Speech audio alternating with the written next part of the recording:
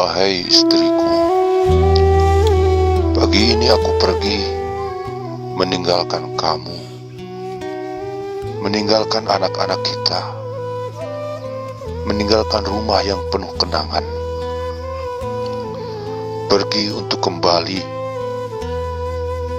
untuk bersama-sama denganmu. Bukan aku tak cinta, bukan aku tak sayang. Justru inilah rasa cinta dan sayang yang sesungguhnya. Karena aku tahu, aku punya tanggung jawab terhadapmu, menafkahi lahir dan batinmu. Nafkah lahir telah kuusahakan semampuku, sandang, pangan, papan, kendaraan. Walaupun tak sempurna, dengan susah payah telah kuupayakan untuk kehidupan kita dan keluarga di dunia. Kini aku pergi untuk mencari nafkah batin yang selama ini tidak tertunaikan. Ilmu dan iman. Ya, ilmu dan iman, agama. Bukankah itu juga tanggung jawabku terhadapmu? Wahai istriku, aku akan berusaha bermujahadah, tinggalkan sementara 8 perkara yang aku cintai. Orang tua, saudara, anak, istri, kerabat, harta, pekerjaan, kampung halaman. Demi Allah, demi sunnah Rasulullah, dan demi ini agama agar wujud dalam diri kita dan umat di seluruh alam. Demi kita, istriku, agar kita bahagia dunia dan akhirat yang selama-lamanya. Tiap kali kau perlu sesuatu kau lupa, hanya aku yang kau harap, hanya aku yang kau pinta, padahal Allah lah tempat minta dan berharap. Kini, aku sudah tiada di sisimu lagi.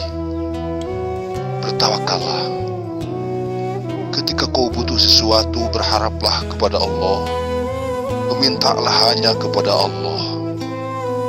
Yakinlah bahwa engkau dan anak-anak kita akan dapatkan pertolongan Allah, akan diperbaiki oleh Allah, sebagaimana Siti Hajar dan Nabi Ismail ketika ditinggal Nabi Ibrahim alaihissalam untuk berdakwah. Yakinlah, kita dijamin oleh Allah, karena orang yang keluar di jalan Allah, diri, keluarga, dan hartanya dijamin oleh Allah Subhanahu wa Ta'ala. Sebagaimana para duta negara yang diutus dan disebar ke negara-negara lain, maka dirinya dan keluarganya dijamin oleh negara. Berbahagialah wahai istriku.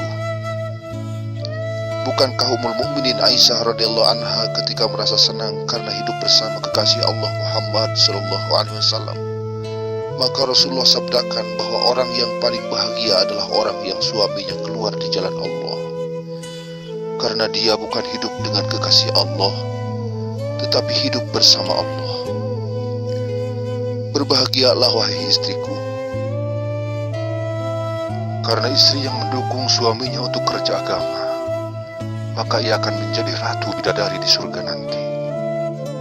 Hari ini aku di perjalanan, masuk dari masjid ke masjid, dari kampung ke kampung, dari rumah ke rumah, belajar sampaikan amanah, belajar sampaikan risalah, belajar sampaikan ini agama, mengajak mereka mentaati Allah, mengajak mereka untuk amalkan sunnah, mengajak mereka untuk memakmurkan masjid-masjid Allah demi kebahagiaan di dunia yang sementara dan di akhirat yang selama-lamanya. Wahai istriku, doakan aku serta para jamaah supaya tabah dalam berdakwah, karena terkadang aku disepelekan, dihina, dicaci, diusir, bahkan dikatakan sesat. Biarlah, pengorbananku belum seberapa jika dibandingkan dengan dakwahnya Rasulullah Shallallahu Alaihi Wasallam.